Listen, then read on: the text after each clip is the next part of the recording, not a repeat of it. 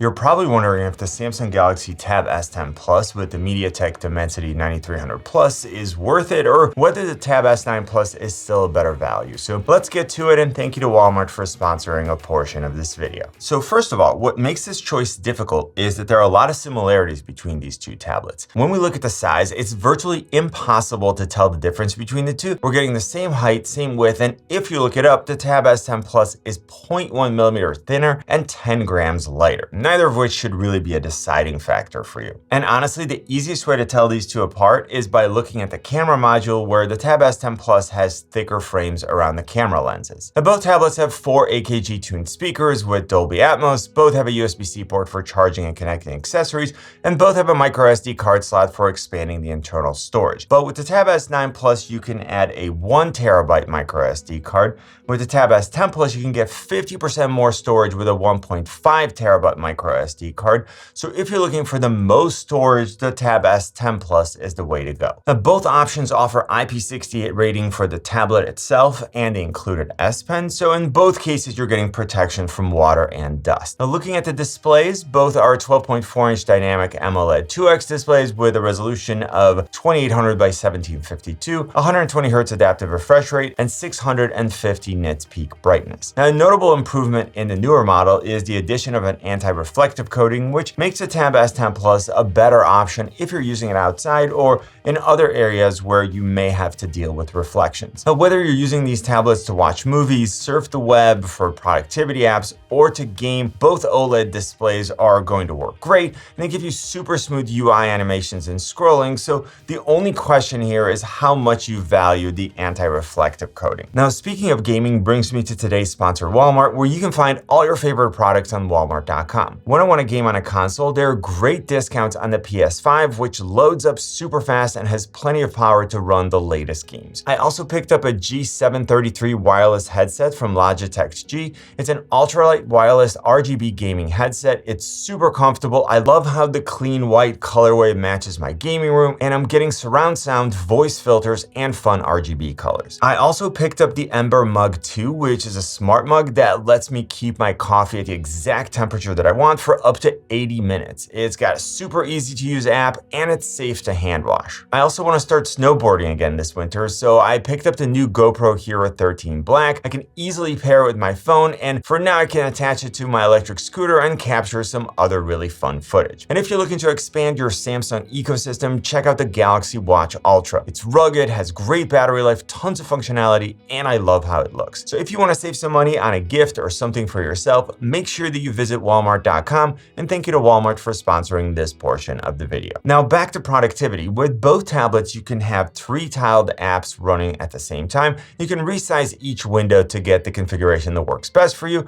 You can also have pop-up windows. Both can be used as a second display for a laptop or desktop with second screen, and both boot in DeX mode. Now, if you're not familiar, DeX gives you a desktop-like user interface with icons, folders, a taskbar. I can open multiple windows, snap them to half the display, and even have floating windows. Works great with a keyboard case. I can actually pair a mouse if I wanted to. And at home, I would be able to pair an external keyboard and an external display for a dual display setup. Now, because there was no major update in design, my book cover keyboard for my Tab S9 Plus fits the Tab S10 Plus perfectly. So if you're upgrading from last year's model, just keep your accessories. If you don't have the previous keyboard, then the new models of the book cover keyboard and the book cover keyboard Slim now have a dedicated AI button. So if everything is the same price, just go ahead and get the new ones. Now, moving on to Stylus, the S Pen is included with both tablets. It has very low latency, it glides very smoothly, and I like the softer feel when it hits the glass because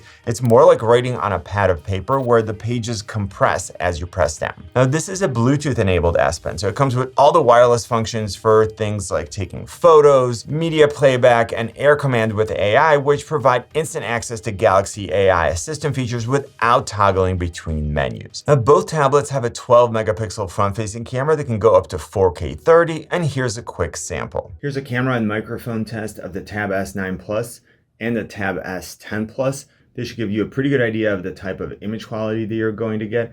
and the type of audio quality that you should expect for videos and video calls. Then moving on to the rear-facing camera modules, both have a 13 megapixel wide and an 8 megapixel ultra-wide camera, and I don't typically use those cameras for anything other than scanning documents because I always have a phone with me with a better camera. Now, as far as battery, both tablets have a 10,090 milliamp hour battery, and both have easily lasted me through a typical day of use, unless I spent hours playing games, which I'll get to in a minute. Now, I always add the disclaimer that how much screen on time you actually get from your tablet will depend on things like the screen brightness, what you do, and then how efficient each chip is at those particular tasks. Now, when it does come time to charge, both tablets can charge at up to 45 watts. And I haven't really noticed a significant difference in charging time. Now, where we do see some differences is when it comes to the chip, where this year, Samsung elected to go with the MediaTek Dimensity 9300 Plus. So let's see how it compares with the Snapdragon 8 Gen 2 chip. We're seeing a slight uptick in single-core performance, and then a much more noticeable one for multi-core performance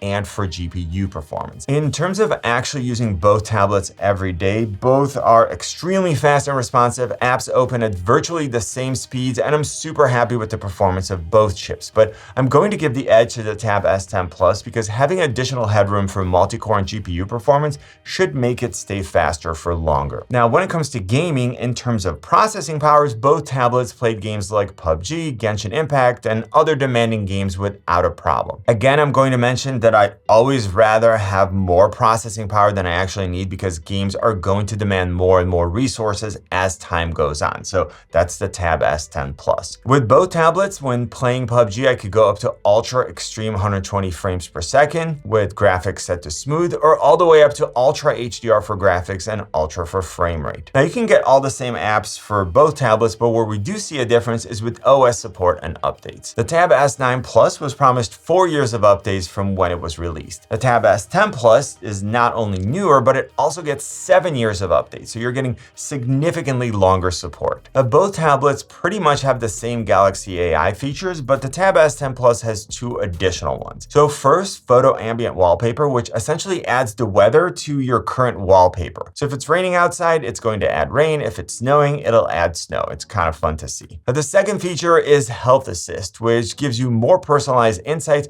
and guidance based on your health data. Now, looking at configuration options, both tablets are available with 256 and 512 gigs of internal storage. Both come with 12 gigabytes of RAM, and typically you'll find the Tab S9 Plus for a couple $100 less. If you already own the Tab S9 Plus, unless you got a crazy deal on a trade-in, most users should probably just continue to use what they have. If you don't own either one, then the question that you need to ask yourself is, do you think that the combination of a less reflective display, additional headroom in terms of performance, a couple of Galaxy AI features, and significantly longer support is worth the price difference? Now you should check out this comparison. You know what I always say, buy it nice or buy it twice. Good luck and see you soon.